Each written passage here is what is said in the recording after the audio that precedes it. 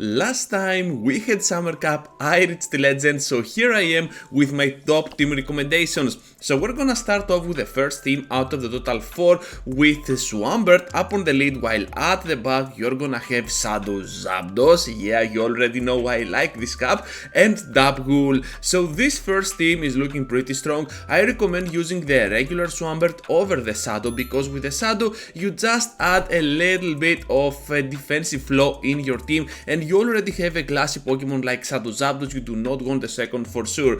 So regular Swampert for this team, ignore my Shadow here, and you're gonna go to town.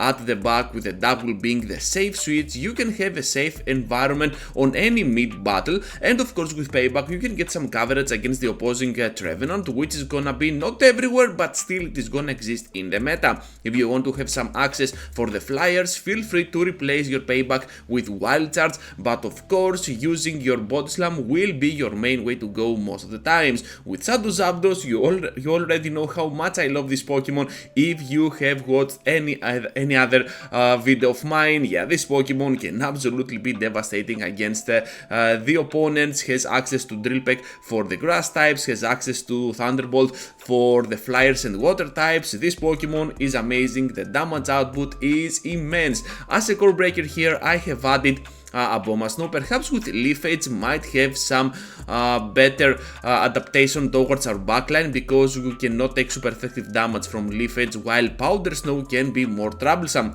No matter what fast attack they might have, we're still gonna struggle with our Swampert, while our Dapgul will be our main option up against that Pokemon. And of course a simple Weather Ball can be devastating for our Shadow Zapdos, so we need to take care of Abomasnow with our Dapgul no matter what, or simply run Sludge Wave on our Swampert and we're gonna be just fine. But eventually, if they are down on shields, and simple Drill Peck will just erase it out of existence, especially if they're Shadow. So yeah, definitely a core breaker, not that much of a big one, but absolutely playable. So now let's move forward to team number 2.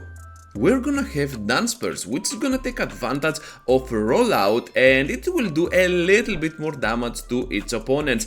So Rollout, definitely a very good move for this season, and for Summer Cup it is gonna work as the perfect off-meta Pokemon for the Summer Cup, because we're having a lot of flyers which you can hit for super effective damage with your Rock Slide, and a lot of electric types, something like a Togedemaru especially, which is gonna take double super effective damage from that drill run. So you can see as to how Dunsparce can work as a pretty nice Pokemon. You need good IVs. I do not have good IVs, but at least I have a shiny one to flex, so there it goes. At the back we have a second normal type Pokemon on the face of Munchlax, and as a closer we got the Pelipper. I know what you're thinking, you have a normal type up in front and normal type at the back, so that's why the core breaker is gonna be Vigoroth. If you want to avoid that, feel free to use your Pelipper up in front, but I figured that Vigoroths are never gonna be up in front, so most of the times you're gonna have good leads. That's why I recommend using Dunsparce. But of course, if you want to play it as an ABB team alignment, of course use your Pelipper up on the lead, while your Dunsparce can be your main closer, and of course Munchlax here as the safe switch. What I recommend though about Munchlax is not using Leak. You need Tackle, because with Leak you're gonna struggle against other normal types, and you do not want that. I'm not talking about Vigoroth, which has counter and obviously it's gonna beat you down eventually, but I'm talking about other Pokemon, something like a Noctowl, something like a Pidgeot. Tackle can be the better option up against those two. And Pelipper, of course, I prefer it over the other flyers because of its ability to get pretty neutral even against its counters with the Weather Balls or the Nuke and the Hurricane.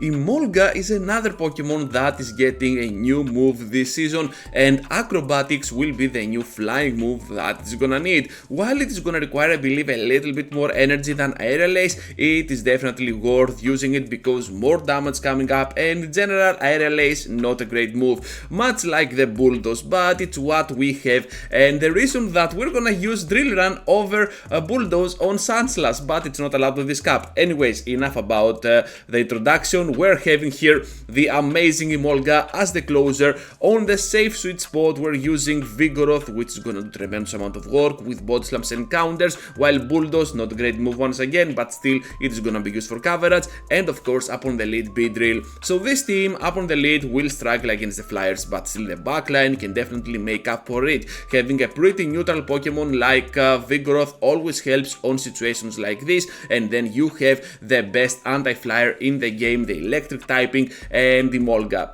Perhaps second best, because Zapdos will be the best one.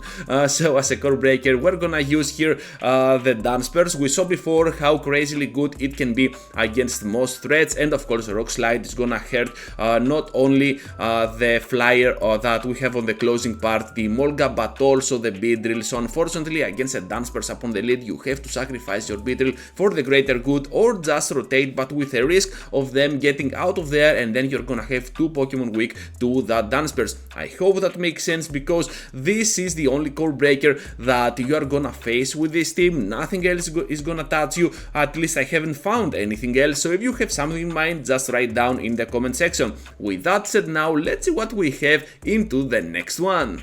To end this video, we're gonna use Togedemaru up on the lead, as I like to call it, the new king of Summer Cup. At the back, the light bulb will be paired up with Lurantis and Charizard. I like Charizard in this meta, even against water types, especially on its shadow form. It can pressure a lot with those Dragon Claws. Even with a Blast Burn, it can obliterate a Swampert, so you can see as to how this Pokemon can be used as a safe switch. And also against Electrics, you got the Nuke potential, which is crazy.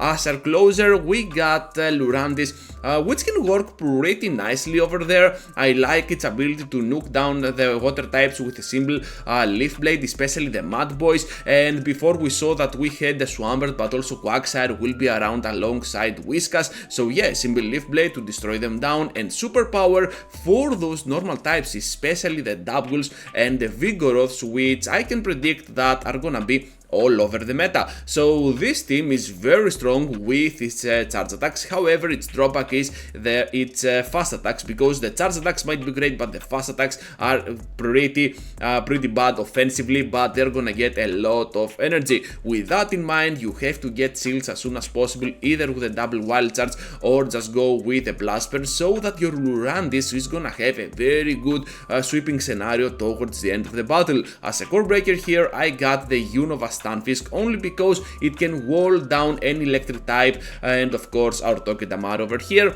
and has a very good battle against Charizard with those discharges. However, against Lurantis it has nothing to throw, so obviously if you happen to have it up on the lead, switch out to your Charizard, do whatever you can, and then finish it off with Lurantis. Perhaps they will have no other counter up against your Togedemaru, so you're gonna be just fine if you play it like this. This is the only way to play around the Stunfisk up on the lead. So with that said, that is gonna be a wrap, everyone. Thank you for watching and for staying till the end. Just be sure to leave a huge like before you go, and of course subscribe to the channel if you are new around here. If you want to see more of my videos, one of these two might be just for you, so feel free to check them out.